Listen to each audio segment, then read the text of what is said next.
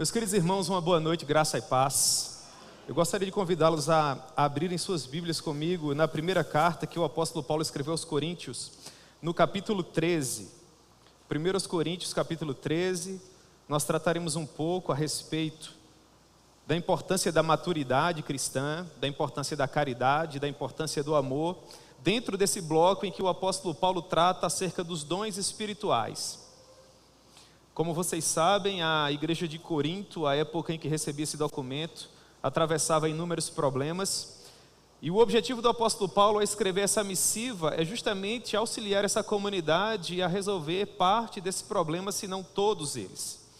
A época em que Paulo escrevia, os irmãos eles possuíam dificuldades acerca de como usar os dons que possuíam, e por causa disso haviam sérios problemas de relacionamento dentro da igreja.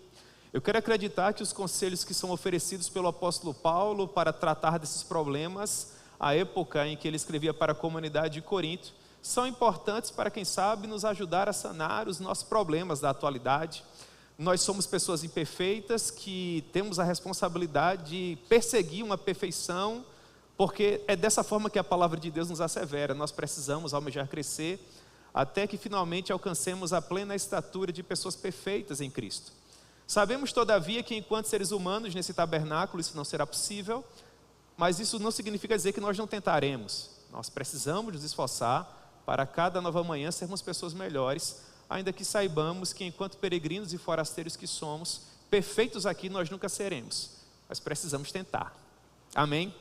Pois bem, 1 Coríntios capítulo 13, a partir do verso 1, o Senhor nos diz: ainda que eu fale as línguas dos homens e dos anjos, se não tiver amor, serei como bronze que soa ou como símbolo que retine.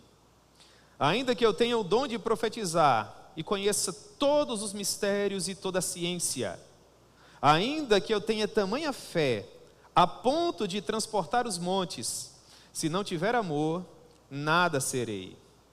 E ainda que eu distribua todos os meus bens entre os pobres, e ainda que entregue o meu próprio corpo para ser queimado, se não tiver amor, nada disso me aproveitará. O amor é paciente, é benigno. O amor não arde em ciúmes, não se ufana, não se ensoberbece, não se conduz inconvenientemente, não procura os seus próprios interesses, não se exaspera, não se ressente do mal. Não se alegra com a injustiça, mas regozija-se com a verdade. Tudo sofre, tudo crê, tudo espera, tudo suporta. O amor jamais acaba, mas havendo profecias desaparecerão, havendo línguas cessarão, havendo ciência passará. Porque em parte conhecemos e em parte profetizamos. Quando, porém, vier o que é perfeito, então o que é em parte será aniquilado. Quando eu era menino, falava como menino, sentia como menino, pensava como menino. Quando cheguei a ser homem, desisti das coisas próprias de menino. Porque agora vemos como em espelho, obscuramente. Então veremos face a face. Agora conheço em parte, então conhecerei como também sou conhecido. Agora, pois, permanecem a fé, a esperança e o amor. Esses três. Porém, o maior destes é o amor. Amém? Que Deus propõe a sua palavra ao nosso coração. Vamos orar, meus irmãos, para que o Senhor nos ajude, em nome de Jesus. Meu Deus, nós amamos profundamente o Senhor. Somos o teu povo. E o desejo do nosso coração, ó Pai, é te servirmos da melhor maneira possível. Tem misericórdia de nós, ó Deus, e permita que nós possamos guardar um bom depósito acerca desses conselhos preciosos que Paulo esteve compartilhando com a comunidade de Corinto. Que o Senhor possa nos auxiliar em nossa própria jornada, Deus, e nos oferecer as ferramentas que precisamos para servir melhor a Ti e para conviver melhor com o nosso próximo enquanto corpo místico de Cristo que é a igreja. Nos ajuda, Senhor, a sermos melhores servos, a sermos melhores adoradores. Em nome de Jesus. Amém. Pois bem, meus irmãos, Paulo inicia a sessão que trata acerca dos dons espirituais no capítulo 12 dessa carta, enfrentando outro daqueles problemas que a igreja de Corinto, infelizmente, amargava. A igreja de Corinto, ela possuía dons, era uma igreja repleta de pessoas profundamente espirituais. Mas esses irmãos, infelizmente, não possuíam maturidade suficiente para se utilizar desses dons. Então Paulo vai escrever 3 capítulos preciosos, para ajudar essa comunidade. Em um primeiro momento, Paulo nos lembra que, assim como no passado, nós, à semelhança da igreja de Corinto, éramos conduzidos pelos ídolos mudos nos quais nós confiávamos. Agora, uma vez que somos filhos de Deus, nós passamos a ser conduzidos pelo Espírito Santo do Senhor. Paulo aqui procura nos lembrar que nós fazemos parte da mesma família, que nós servimos a um único e mesmo Senhor. Logo, nós somos todos iguais. Fazemos parte do mesmo exército, servimos ao mesmo reino. Ele diz, no capítulo 12, no verso 2, sabeis que outrora, quando éreis gentios, ou seja, estranhos às alianças da promessa, não tendo esperança e sem Deus no mundo, nessa época, nós nos deixávamos conduzir aos ídolos mudos, e nós éramos guiados por eles. Por isso, vos faço compreender que ninguém que fala pelo Espírito de Deus é capaz de afirmar anátema Jesus. É uma palavra primitiva da Revista Atualizada para uma pessoa que está, por exemplo, amaldiçoando Jesus. Paulo diz que todo aquele que de fato foi regenerado, recebeu o Espírito Santo e se tornou uma nova criatura, essa pessoa em sã consciência ela é incapaz de amaldiçoar o Senhor Jesus. Por outro lado, também é verdade que ninguém pode, de uma maneira cristã, genuína, dizer que Jesus é Senhor, senão pelo Espírito Santo. Portanto, essa é uma característica que nos nivela a todos.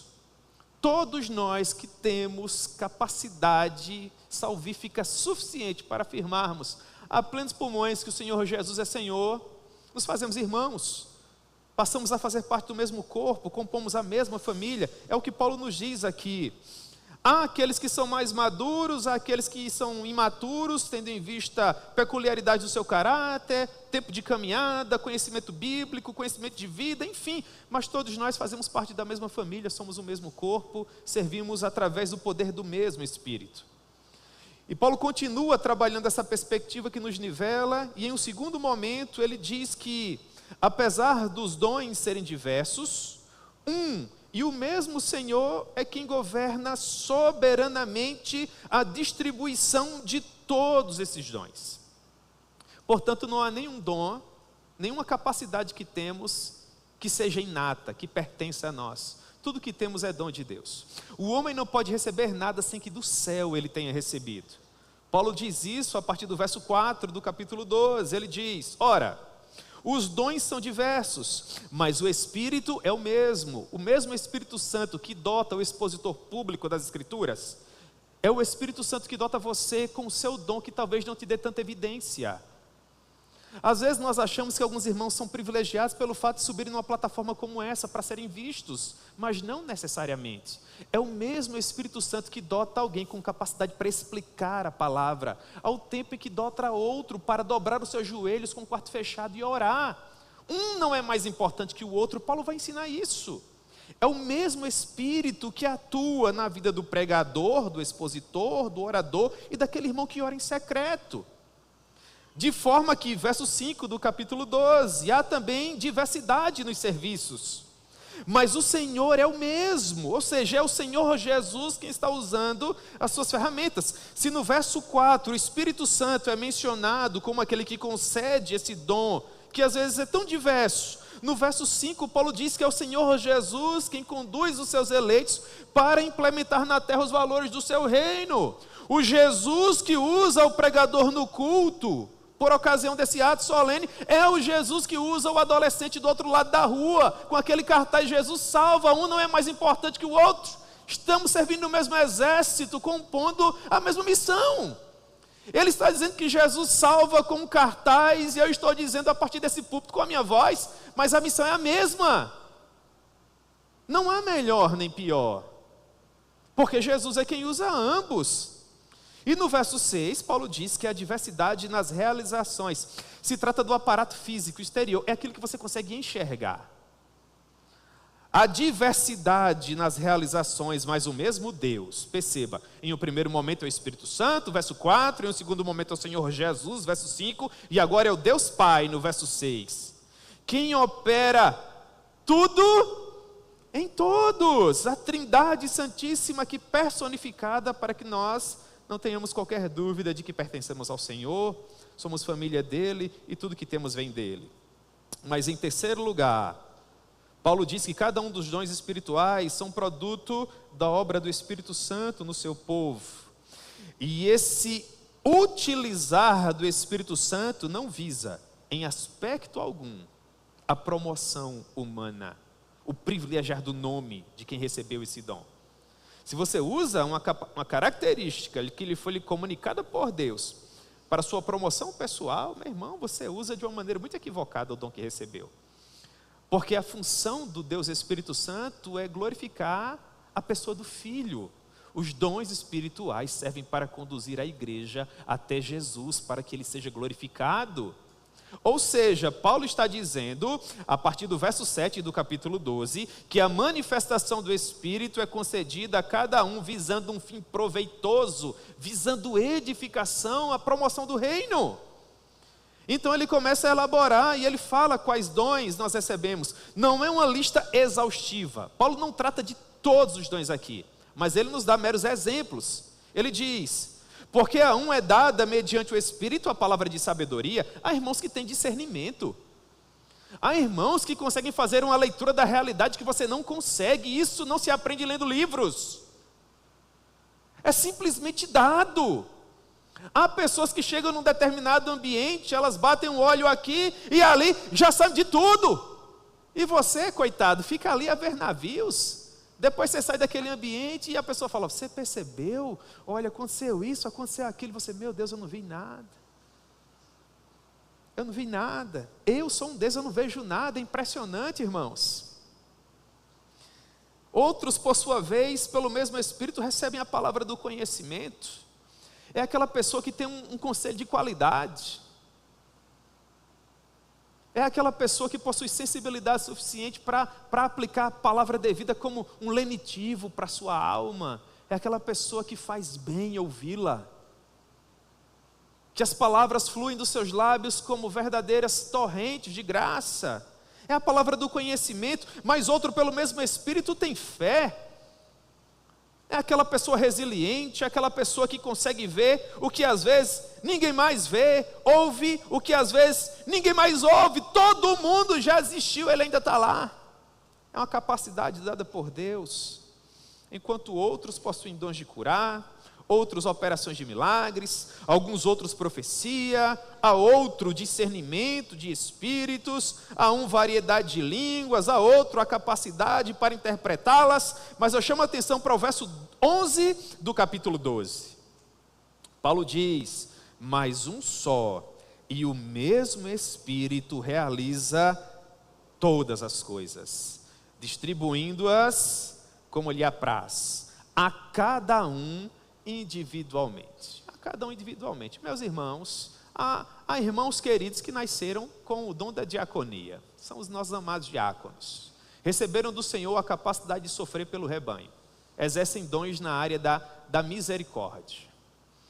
Eu já perdi a conta das vezes que às vezes eu chego para um diácono, amigo querido, homem de Deus, zeloso, e eu faço: meu irmão, vai sentar, hoje você não está na escala, né? Ele não vai sentar, meu irmão, ele ama aquela porta ali.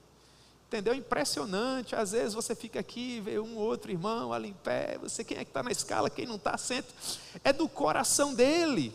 Nada impede que você aconselhe para que ele sente, para que ele não vá tanto no corredor, não veja se o garrafão não está vazio, se um ar não está funcionando, se uma lâmpada não está queimada, mas é da natureza dele. Foi o Senhor que foi até lá e colocou esse amor. Se você me colocar para servir na porta da igreja, não há problema nenhum, eu vou servir com muita devoção, mas eu não vou estar feliz ali, porque Deus me colocou, ao que me parece, em um outro lugar. Na minha maneira de ver, enquanto diácono, ele olha para os dons de misericórdia, para os dons de serviço, e o coração dele se derrete por isso. Eu, por minha vez, sinto que o meu Redentor me chamou para a área da docência, Então, se você não gosta de livros, eu me encanto com eles. E quanto mais ele é espesso, sabe aqueles calhamaços assim que você usa para a porta não bater? Esses são os meus preferidos. E enquanto algumas pessoas dizem assim, eu não gosto de ler, me atormenta pensar em ler. Quem é chamado para isso, abre o livro e ele não começa lendo o livro, ele começa cheirando ele. Ele cheira o livro. E ele maneja aquelas folhas como que se pétalas de flores estivessem desabrochando perante ele. É uma coisa preciosa. Quem é que faz isso? Espírito Santo faz isso. Porque Ele é bom e a sua misericórdia dura para sempre. E isso não tem a ver com quem quer, não tem a ver com sobrenome, não tem a ver com aspirações humanas. Ele faz soberanamente.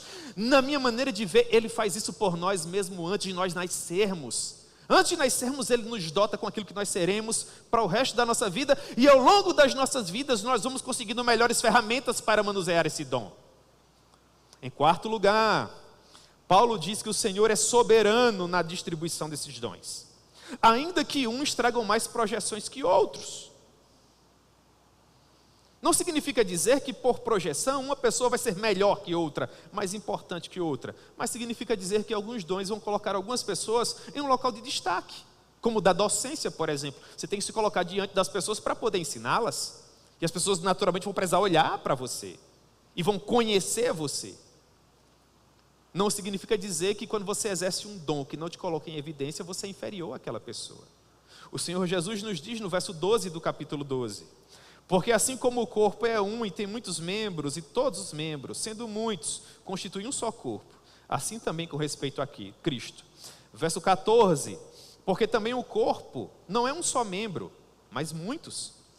De modo que se disser o pé, porque não sou mão, não sou do corpo, nem por isso deixa de ser do corpo.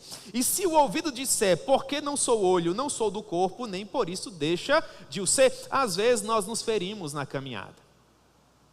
E Deus te chamou, meu irmão, dentro do exemplo do apóstolo Paulo, para ser pé. Pense no corpo místico de Cristo. Quando você está feliz, é maravilhoso o seu pé. Mas quando o seu coração está dolorido, é um fardo. E você começa a dizer, mas eu queria ser o braço. E no entanto eu sou o pé. E porque eu sou o pé, ninguém me ama. Ninguém me vê. Eu sou mais desvalorizado. Outros, por sua vez, dentro do exemplo do apóstolo Paulo, nasceram para ser o ouvido, ou a mão, ou o antebraço, o braço, enfim. Quando você está com o coração feliz, você vive o que você nasceu para viver, despreocupadamente, mas quando o seu coração está dolorido, você acha que Deus não foi gentil com você, porque Ele te colocou em último lugar no corpo, te dando menos honra. Paulo diz isso, e ele procura trabalhar o nosso coração dolorido, dizendo no verso 19, se todos, porém, fossem um só membro, onde estaria o corpo? O certo é que há muitos membros, mas um só corpo. Quando o nosso coração volta a ter paz, nós nos alegramos só de fazer parte do corpo. Está maravilhoso, irmãos. Nós não precisamos de mais nada. Ele diz no verso 20, o certo é que há muitos membros, mas um só corpo. Não podem os olhos dizer à mão, nós não precisamos de ti, e nem ainda a cabeça aos pés, nós não precisamos de vós. Ora, por que é que acontece assim? Verso 24, porque Deus coordenou o corpo, concedendo muito mais honra àquilo que menos tinha, para que não haja divisão no corpo, pelo contrário, cooperem os membros com igual cuidado em favor uns dos outros, de maneira que se um membro sofre, aqui está o X da questão do verso 13, do capítulo 13, perdão. É nesse ponto que entra o amor. Paulo diz, Deus concedeu o corpo, concedendo muito mais honra àquilo que menos tinha. Quando você se sente menos valorizado, é aí que mais Deus te ama. Porque quando você acha que você é fraco, então nesse momento, você é forte. Essa economia do reino frustra os nossos desígnios, não é? Porque nós achamos que servimos melhor ao Senhor quando estamos nos píncaros aqui da fé, quando somos verdadeiros corifeus espirituais. E não necessariamente, às vezes você se sente um verme espiritual, e Deus está super animado com você. Porque se tivesse a ver com o sentimento do nosso coração, irmãos, nós estaríamos perdidos. Bom mesmo é servir a Deus apesar de nós. Paulo diz isso no verso 25, para que não haja divisão no corpo, pelo contrário, cooperem os membros com igual cuidado em favor uns dos outros, de maneira que se um membro sofre, todos sofrem com ele, e se um deles é honrado, com eles todos se regozijam.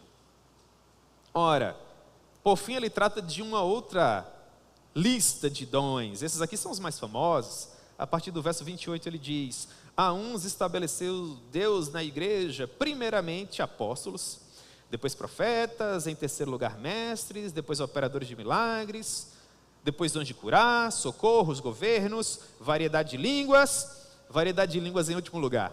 Isso aqui não é de qualquer forma. Então Paulo pergunta: são todos apóstolos? Ou todos profetas? São todos mestres? Operadores de milagres? Têm todos os dons de curar? Falam todos em outras línguas? Interpretam todos? Você vai dizendo: não é dessa maneira.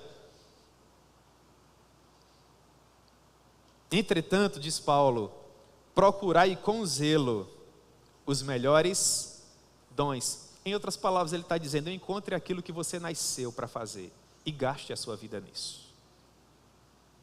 Você não tem ideia de como você vai ser feliz. Esse vai ser o segundo dia mais importante da sua vida. O primeiro dia mais importante na vida de um ser humano é quando ele nasce. O segundo dia mais importante na vida de um ser humano é quando ele descobre para o que foi que ele nasceu. Procure com zelo os melhores dons.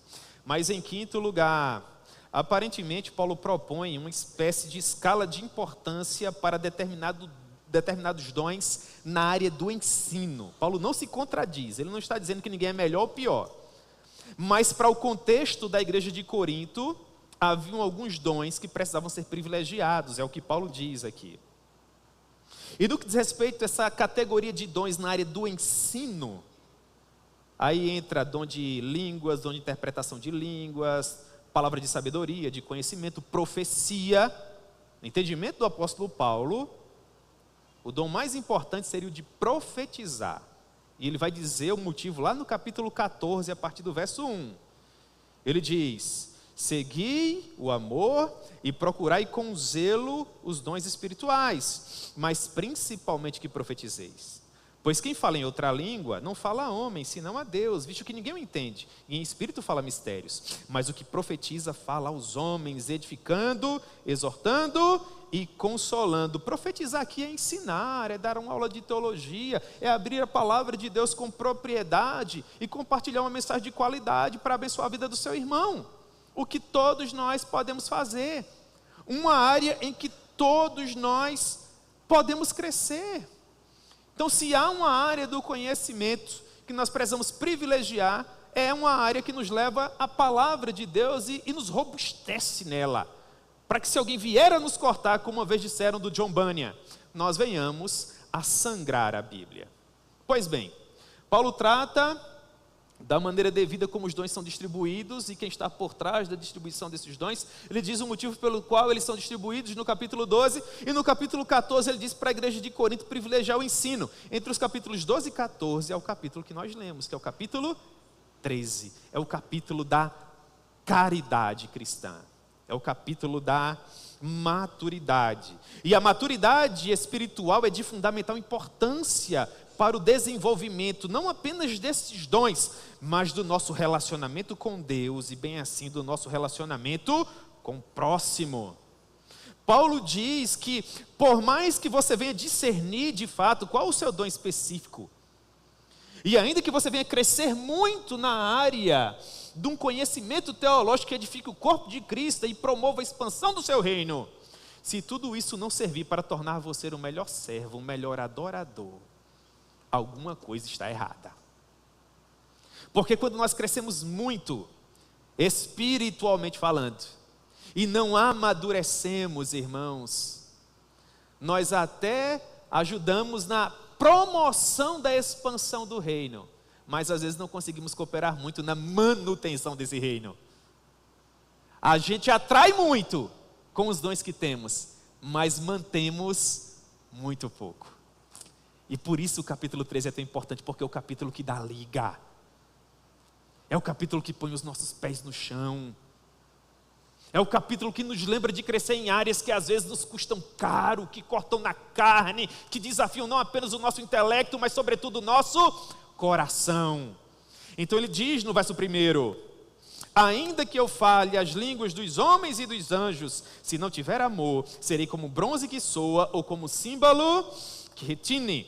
Por definição, essa palavra amor, ágape, que Paulo usa aqui, seria uma espécie de sentimento fraterno, de irmão para com irmão, uma espécie de afeição, de boa vontade, de benevolência. Para muitos intérpretes seria o amor despretensioso, é aquele amor que não requer nada em troca, o amor que simplesmente ama. Mas, na minha maneira de ver, se bem que esses intérpretes estão corretos, obviamente, eu prefiro ir um pouco além nessa definição, para privilegiar uma espécie de categoria desse amor: a maturidade. Eu olho para essa palavra amor no capítulo 3 e só me ocorre maturidade. Inclusive eu até a substituo. Ainda que eu fale a língua dos homens e dos anjos, se eu não for um crente maduro, eu serei como o bronze que soa, como o símbolo que retine. Mas nós precisamos de uma definição de maturidade. E para mim, maduro aqui é o crente que possui o fruto do Espírito. Pastor, o que é o fruto do Espírito? Paulo nos ensina isso em Gálatas capítulo 5, verso 22. Perceba que está no singular, não é? Não são os frutos, é o fruto do Espírito. Pense numa laranja, isso é um exemplo clássico. Você parte a laranja, ela é o único fruto, mas por dentro ela tem N bagos. Então fruto é um fruto com características que lhe são peculiares. Mas o fruto do Espírito é amor, alegria, paz, longanimidade, benignidade, bondade, fidelidade, mansidão, domínio próprio. Logo, de acordo com a interpretação que faço, sempre que a palavra amor aparece nesse maravilhoso capítulo 13, nós precisamos interpretá-la como que uma espécie de uso equilibrado de cada uma das características do fruto do Espírito. Ora você precisa ser longânimo, ora precisa ser benigno, ora precisa amar, ora precisa ser bondoso, manso, ter domínio próprio, e você vai se relacionando. Isso aponta para características de um cristão maduro. Então volte mais uma vez para o verso 1.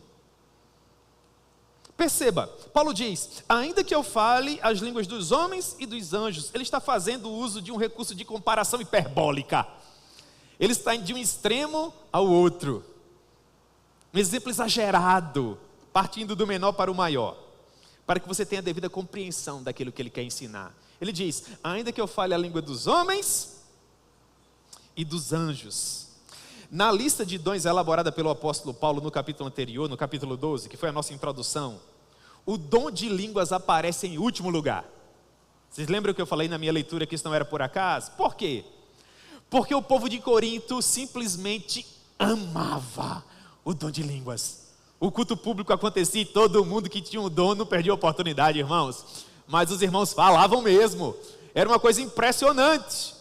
Tão impressionante que ao final ninguém entendia nada. E aqui agora Paulo trata esse dom em primeiro lugar. E para ilustrá-lo, Paulo vai, além da mera linguagem humana, da glossa, é o termo que ele usa, do idioma falado, do dialeto, e ele faz menção à língua dos anjos, e eu creio que isso causa um frenesi no coração do coríntio. Porque se eles gostavam tanto dos dialetos que falavam, sobre o poder do Espírito Santo, imaginem vocês como eles não se sentiriam se falassem a língua dos anjos. Então, quando essa língua é mencionada, não significa dizer que os anjos possuem um dialeto próprio, ou mesmo que um ser humano tenha a capacidade de falar esse dialeto, caso mesmo exista. Quando os anjos eram enviados pelo Senhor no Antigo Testamento, eles conseguiam se comunicar com os seres humanos. Pois bem, o que Paulo quer dizer na verdade é: ainda que existisse um dom de línguas tão espetacular, como uma verdadeira linguagem angelical, caso isso não me fizesse uma pessoa melhor, amorosa, madura, esse dom seria irrelevante. Seria como bronze que soa, ou como símbolo que retine. As pessoas me ouviriam, isso me faria famoso, festejado, mas não provocaria a mudança de vida e o amadurecimento espiritual que uma experiência como essa almeja. Qual é a aplicação? Não é incomum nós encontrarmos pessoas profundamente espirituais, que estão há muitos anos na igreja, mas que são imaturas. Elas possuem dons belíssimos, elas pregam, elas evangelizam, elas cantam como ninguém, mas elas não conseguem compartilhar a cadeira ao lado com o irmão que senta próximo. São gigantes nas disciplinas espirituais e são anões nos seus relacionamentos interpessoais. Ainda que você seja um gigante espiritual a ponto de falar a língua dos anjos, meu irmão, se as pessoas que caminham na comunidade de fé com você não te amam, se você não é importante para unir o corpo do qual você faz parte, todos os dons espirituais belíssimos que você possui, quando são usados, não passam de símbolos que retinem, de bronze que fazem barulho, porque não dão liga.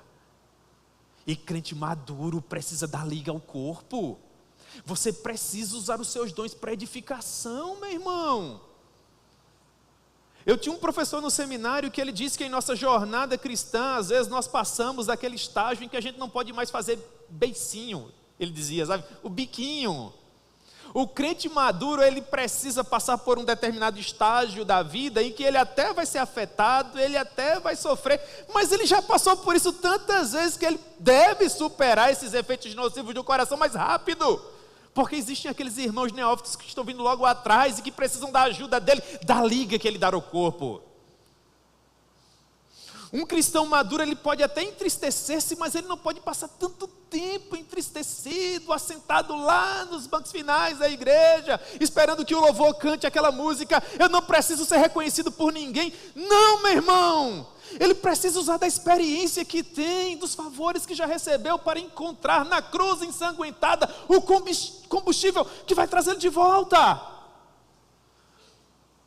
Porque senão ele vai ter a língua dos anjos, mas vai ser um cristão irrelevante, por conta do sentimento de autocomiseração que está macerando o coração dele.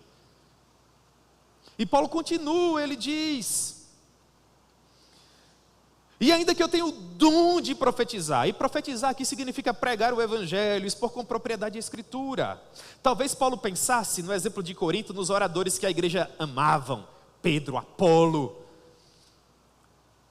É como se, em outras palavras, Paulo estivesse dizendo, mesmo que um dia vocês consigam pregar a semelhança dos pregadores que vocês tanto admiram, e ainda que vocês dominem os mistérios e toda a ciência, leia-se, tenham um vocabulário rebuscado, um currículo refinado, reúnam todas as láureas da sabedoria humana e tenham lido os melhores livros à disposição.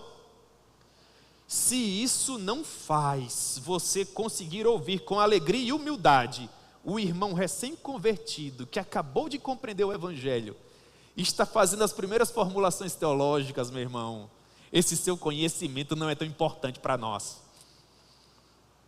Porque você é tão soberbo, mas tão soberbo que a soberba flui pelos seus poros. Como é chato, irmãos, você conversar com alguém que sabe de tudo. Chega lá o irmão novo convertido, que coisa preciosa, meu irmão, acabei de descobrir que a palavra amém é uma concordância no grego que significa assim seja.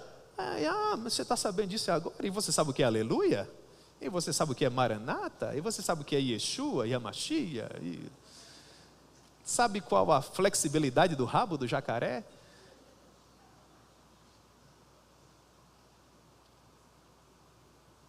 Seja uma pessoa amorosa, meu irmão. Tanta gente rancorosa na igreja. Um conhecimento afetado. Não é acessível. Deus é o Todo-Poderoso. Eu falo com Ele na hora que eu quero. Tem teólogo que para falar com Ele, você tem que fazer a roda do mundo girar. Importante demais. Erudito demais. Precioso demais. Talvez seja pelas fotos que o pessoal ou tiro uma foto com ele, ou o mundo se acaba, eu não tenho nada. Se eu puder, eu tiro foto também, mas guarda o seu coração. O cristão maduro, ele é pródigo nos elogios, mas ele sabe até onde o elogio deve ir. Ainda que eu tenha tamanha fé a ponto de transportar os montes, se eu não for um cristão maduro, Paulo diz, eu nada serei. Há pessoas que creem que tudo é possível. Esse é o dom da fé que eu mencionei. Ele crê que Deus tem poder de pegar uma montanha e jogar dentro do mar. Ele só não crê que o irmão que senta do lado dele pode cantar melhor, ou pregar melhor, ou que o irmão pode melhorar. Há pessoas assim, meu irmão. Ele tem um dom de fé espetacular, mas não consegue acreditar que o irmão que senta ao lado é capaz de melhorar, encorajar o irmão a melhorar, trazer uma palavra de encorajamento. Isso é fé. Meu irmão, eu privilegio sua força de vontade, se esforce nessa área, você vai servir melhor. Uma palavra de ânimo, de encorajamento, né? Há tantas pessoas às vezes desmotivadas na igreja, meu irmão. Seja um promotor de vida, compartilhe uma palavra de ânimo, uma palavra de encorajamento. Existem pessoas que conseguem ver o invisível, ouvir o inaudível, sentir aquilo que ninguém mais consegue sentir. Mas eles não conseguem ver uma família recém-chegada na igreja. Um casal recém-casado, mudando de igreja, acabaram de chegar, loucos para fazerem novos amigos, para se sentirem acolhidos, se sentirem amados. Às vezes vem no culto 3, 4, 5 vezes para receber o primeiro boa noite. Meu irmão, você não precisa ter a língua dos anjos para discernir um casal recém-chegado na igreja. Você é um cristão maduro, convide esse colega, esse irmão querido para comer uma pizza com você. Acabou de chegar, você mudou de cidade, meu irmão, conhece a nossa cidade, você está precisando de ajuda, eu estou de folga amanhã. O cara acabou de chegar na igreja, tem alguma atividade na igreja, meu irmão, ó, pela manhã a gente tem um matutino, na terça tem culto de oração, é uma bênção, vem orar conosco, tem um futebol, tem um voleibol, traz o cara para perto, ajuda, meu irmão, seja uma pessoa de fé, acolhedora, madura, para a glória de Deus, para a glória de Deus, para a glória de Deus. Paulo diz, e ainda que eu distribua todos os meus bens, e ainda que eu entregue o meu próprio corpo para ser queimado, se não tiver amor, isso de nada. Agora, ele sobe o monte elevado do altruísmo. Nos lembra que as ações sociais, elas são muito importantes. Meu Deus, como elas são. Mas nós precisamos, irmãos, ter uma motivação. Talvez Paulo estivesse atacando na igreja de Corinto aquele sentimento que diz, mas olha como eu amo a obra. Eu olho para pessoas aqui que amam a obra de Deus, irmãos. Todos vocês, não tenho dúvidas, são pessoas que amam a obra de Deus. Eu sei que é bom quando nós somos percebidos e nós somos notados, mas olha o universo de pessoas que nós temos aqui. Não condicione a sua felicidade, meu irmão, a uma espécie de reconhecimento humano, quando você tem o melhor de todos os reconhecimentos, que é o reconhecimento de quem? De Deus. Deus sabe, meus irmãos, às vezes termina o culto, a gente sai correndo lá para a porta. Eu tento fazer isso na maioria das vezes para apertar a sua mão, para dar uma boa noite a você, para desejar uma boa semana. Mas é da natureza de alguns irmãos aqui. Tem irmãos preciosos, amados demais, que o culto termina, quando o pastor termina de dar a bênção, ele já está em casa com a pizza na mão. Vou apertar a mão desse irmão como? Aí depois o irmão diz, eu fui na igreja há 15 dias, o pastor não me deu a paz do Senhor, o pastor não apertou a minha mão, né? Se fizer tantos dias assim, meu irmão, trabalhe a dureza deste coração miserável, venha até mim, aperte a minha mão, me saúde com a paz do Senhor, olhe nos meus olhos, e me lembre, paz do Senhor, pastor, e nas entrelinhas dizendo, faz uns 15 dias que o Senhor não me deu, eu vim aqui para dar ao Senhor, e eu vou dizer com a alegria do meu coração, amém, eu amo você, meu irmão. Amo você, amo cada um de vocês aqui do Presidente Médici. Corta na minha carne quando eu percebo que alguém aqui não está bem, quando alguém não está tão feliz. Deus sabe do sentimento do nosso coração, irmãos. Há pessoas aqui que pregam melhor do que eu, do que o pastor Rony, pastor Euder, pastor Jorge, a gente sabe. Tem seminarista aqui que daqui 10 anos vão estar dando aula para a gente, como nosso coração transborda, não é, Jorge? Alegria, irmãos. Mas infelizmente, irmãos, nós temos quantos domingos no mês? 4. Quantas terças? 5. São quantos cultos solenes? 9. E Deus abençoou o Presidente Médici com um pregador que sai pela janela. E a gente fica, meu Deus, quem é que prega? 4 pastores. Aí o pastor Rony já bota um por domingo. Acabou os domingos. E na terça, aí tem um seminarista aqui, outro ali, tem um irmão precioso. Todo mundo com dons extraordinários, meus irmãos. Isso aqui tudo é de vocês. Depois pergunta o pastor às vezes chega para mim e fala, vai entrar na escala tal dia. Eu faço, pastor, aqui não tem um irmão amado aí? Não, pastor, eu já vi o pastor dizendo isso tantas vezes. Rony, será que não tem um irmão aí que faz tempo que não prega tal? Irmãos, quem vive aqui sabe. Então, ninguém sobe em nenhum lugar dizendo, olha aqui, eu estou oferecendo o meu corpo para ser queimado. Não, o cristão maduro não faz isso. Ele tenta privilegiar os outros. Mas se porventura, meu irmão, pela graça de Deus, você possui esses dons extraordinários e talvez você não tenha frequentado esse lugar há tanto tempo, em nome de Jesus, não deixe de pregar. Porque se o pastor Rony me deixar 15 dias sem pregar aqui no mês, eu vou estar pregando por aí. Entendeu? E não necessariamente no púlpito. Se você nasceu para pregar, meu irmão, você vai pregar. O passarinho nasceu para cantar e ele canta. Não é isso? Pois bem, um cristão maduro, ele sabe muito bem quais guerras de lutar, ele não perde tempo com outras questões. Então Paulo dá uma série de características do amor. Ele diz, o amor é paciente, o amor é benigno, o amor não arde em ciúmes, não se ufana, não se ensoberbece, não se conduz inconvenientemente, não procura os seus interesses, não se exaspera, não se ressente do mal, não se alegra com a injustiça, mas regozija-se, essa palavra é difícil, né? Mas regozija-se com a verdade, tudo sofre, tudo crê, tudo espera, tudo suporta. Vamos para a minha linha de interpretação, né? Substituindo o amor pelo cristão maduro. E eu amo essa primeira característica, porque ela já me pega de jeito, sabe? Pega você também. Paulo está tratando do cristão maduro, não é? E aí nas listas de características do cristão maduro, porque do verso 1 até o verso 3, Paulo fala daquilo que às vezes a gente faz que não é tão legal. A gente pergunta para ele, Paulo, como é que eu posso melhorar? Ele diz para a gente como é que a gente pode melhorar. E a primeira característica é, o cristão maduro é paciente. Paciente. Não é à toa que a característica vem em primeiro lugar. Essa é a característica que eu mais gostaria de ter. E quando ela me falta, é a que mais me afeta. Ser paciente é ter o fôlego comprido. É ser longânimo, clemente, lento para se irritar com quem você acha que em alguma característica em que você é melhor, aquela pessoa não é tão boa assim. Você percebe isso? Nós só nos irritamos quando achamos que fazemos aquela determinada coisa melhor. E nós não suportamos aquela pessoa que não é tão boa quanto nós. Olha para o trânsito. Como a gente dirige bem e como a gente não tem paciência com aquelas pessoas que não dirigem tão bem quanto nós. Olha para o voleibol, para o futebol, olha para todos os esportes, sobretudo os coletivos. Olha para o convívio social.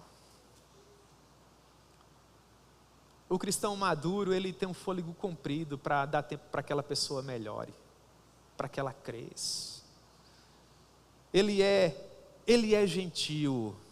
A maturidade cristã possui a sua própria etiqueta. Ela se destaca por sua gentileza. Pergunta para qualquer chaveiro, qual é a chave que abre qualquer porta? Ele vai dizer, é um por favor. E qual a que melhor fecha? Ele vai te dizer, é um muito obrigado. Você tem que ser cheio do poder do Espírito Santo, meu irmão, para acordar pela manhã, passar por uma pessoa e dizer, bom dia. Boa noite. Te serviu? Muito obrigado. Deus te abençoe. A gente pensa que ser cheio do Espírito Santo é só pregar bem, evangelizar bem, ganhar multidões. O cristão maduro não arde em ciúmes, ele sabe que o amor se basta. Não está preocupado em perder o lugar. Cristão maduro, um garoto sobe no púlpito como esse, prega bem, você está lá, glória a Deus, que coisa preciosa, olha, vai ser Hernandes Dias Lopes daqui uns dias. Isso é bênção, irmãos. Canta bem, serve bem, não está preocupado em perder o lugar. Que lugar, irmãos? Se eu sei que na casa do meu pai há muitas moradas. Ah, glória a Deus por isso. Dê espaço para o seu irmão. Permita que ele cresça, que ele viva as suas experiências, assim como você. Um cristão maduro não tem medo de perder o espaço, de perder o seu lugar. Ele sabe que na casa do seu pai há muita morada. Ele não se ufana, não se ensoberbece. O cristão maduro, ele já passou por tantas na vida dele que sabe que não é bom sentar nos primeiros lugares, né? É no sentido de tentar arrogar para si uma proeminência que você não possui, né? Nós chegamos, eu, pastor Eudo e pastor Rony, na convenção sábado. E a gente foi, né? Andando, sentou nas primeiras cadeiras. Aí o pastor Eudo olhou para mim e falou: aqui não é bom não.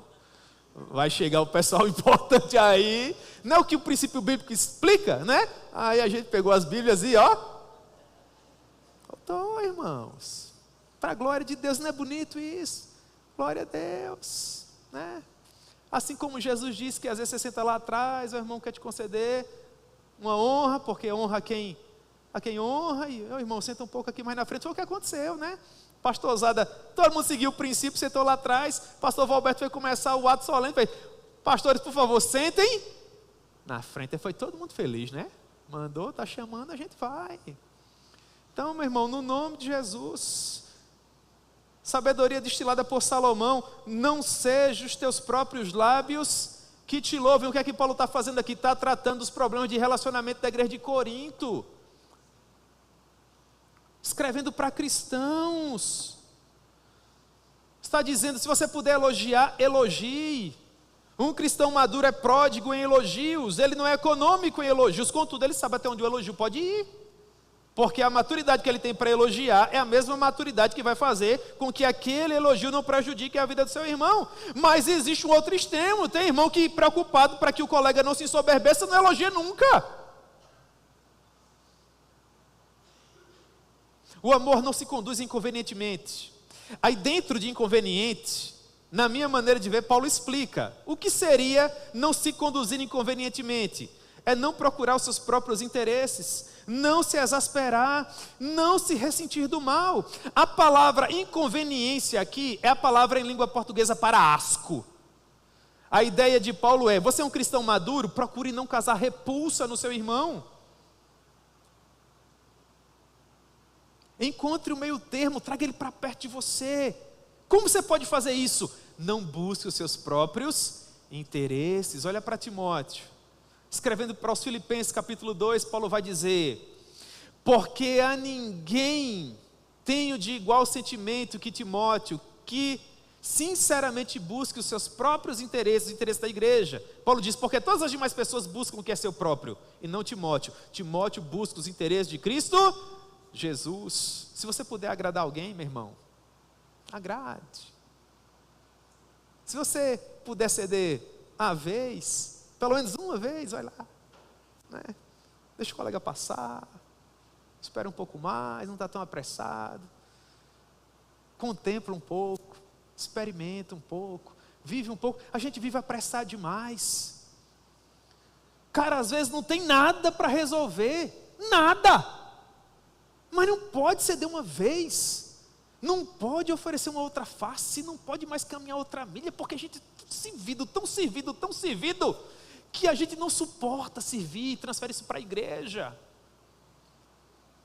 Não busque os seus próprios interesses, não se exaspere. Olhe para Jesus, o exemplo clássico para mim é o diálogo dele com a mulher samaritana. A mulher samaritana, do alto do pedestal cultural dela, olha para Jesus e diz assim: como sendo tu judeu, pedes de beber a mim, que sou uma mulher samaritana. Se Jesus fosse como eu, Jesus ia dizer: quem você pensa que é? Para falar comigo dessa maneira, que sou filho de Deus. Ora, irmãos, eu não sou ninguém e eu às vezes me comporto dessa maneira. Imagine se eu fosse Deus, não é, Maria Eduarda? Jesus não.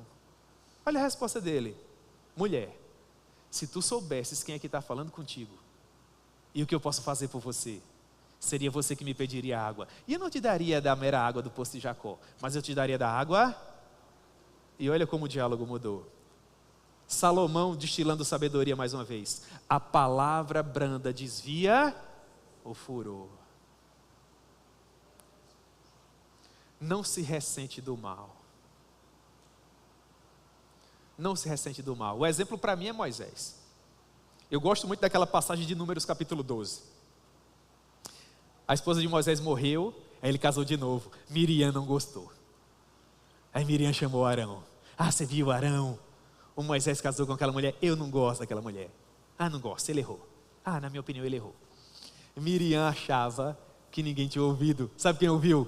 Imaginem vocês: Deus. Aí nesse contexto, o escritor vai dizer que Moisés era o homem mais manso da terra. Sabe o que ele está querendo dizer aqui? Que se esse assunto chegasse para Moisés, Moisés ia dizer: não, deixa para lá. A Miriam é assim mesmo, é a personalidade dela.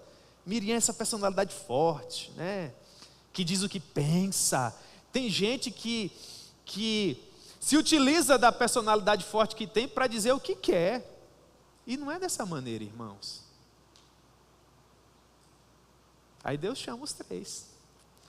Coitado de Moisés com aquele coração de parcimônia, querendo resolver daquele jeito. Arão dizendo: o que é que eu estou fazendo aqui? Eu só ouvi, só balançava a cabeça, né? E Miriam: e agora? Miriam, por que foi que você falou mal do meu servo Moisés? Quando eu quero me revelar ao meu povo, eu converso com quem? Por que você não temeu falar mal do meu amigo?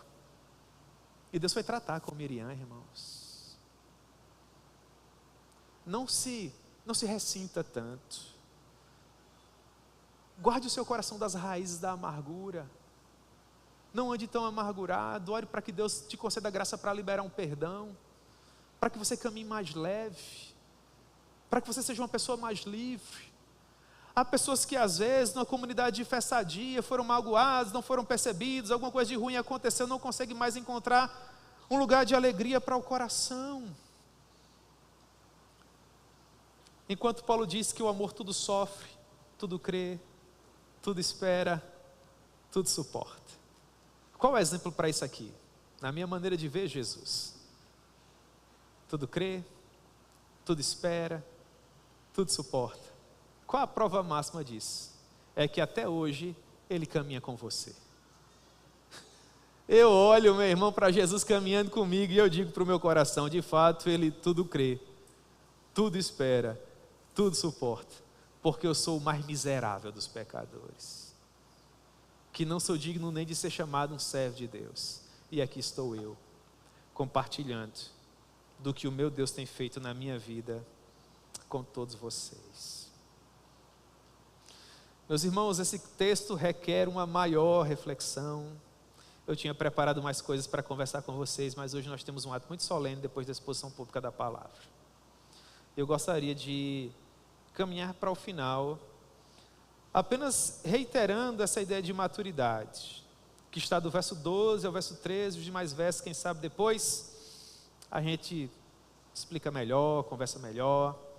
Quem sabe você pode me convidar para um café.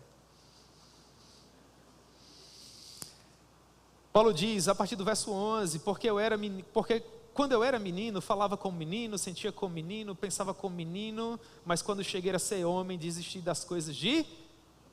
Paulo amadureceu. Significa dizer que ele parou de errar? Não. Significa dizer que ele amadureceu. Então ele diz, porque agora vemos como em espelho, obscuramente, mas um dia nós veremos face a face. Agora conheço em parte, mas um dia conhecerei como também sou conhecido. Um dia as coisas vão se acertar, Paulo está dizendo. Um dia aquilo que é parcial será completo. Mas enquanto esse poder que completará todas as coisas não retorna, que é o Senhor Jesus, Qual a primeira característica do amor? Paulo diz: seja paciente. Seja paciente, caminhe um pouco mais. E ele conclui dizendo: agora, pois, permanecem a fé, a esperança e o amor. Esses três. Porém, o maior destes é o amor. Na minha maneira de ver, é o amor que nos torna pessoas maduras. Maduras. Houve uma época da sua vida que o jovem Samuel era um garoto e não conseguia discernir a voz de Deus. Deus falava com ele e ele ia procurar outras pessoas, né? Mas com o passar do tempo ele aprendeu a discernir a voz do Senhor. E quando Deus dizia: Samuel, Samuel, ele dizia: fala, Senhor, porque o teu servo. Deus vai te testar na área da sua paciência. Deus vai caminhar com você na área do seu domínio próprio. Deus vai caminhar com você na sua longanimidade, na sua benignidade.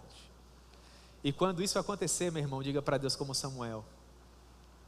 Quando der vontade de buzinar, de xingar, de gritar, entenda os meus de graça funcionando e diga: fala, Senhor, o Senhor quer me ensinar, não é? Fala, porque o teu servo hoje. Eu sei, irmãos, que a igreja do Presente Médici, assim como toda a igreja, não é uma igreja perfeita. Assim como eu sei que provavelmente hoje à noite entraram pessoas desmotivadas aqui, cansadas. Eu quero implorar uma coisa a você, meu irmão: encontre força em Deus, caminhe um pouco mais. Se você não está tão bem com A, se aproxima um pouquinho mais de B. Daqui a pouco você vai melhorar com A. Se você não está tão feliz com D, acontecer alguma coisa, vem aqui para C. Tem a palavra de sabedoria, discernimento, conhecimento. Ora para que Deus melhore o teu coração com D. E continua caminhando, meu irmão. Nós amamos vocês, irmãos. É um prazer amadurecer nessa caminhada de fé com vocês. Vamos amadurecer juntos, aprender juntos, crescer juntos. E no final nós vamos chegar juntos às portas douradas da Jerusalém Celestial. Amém?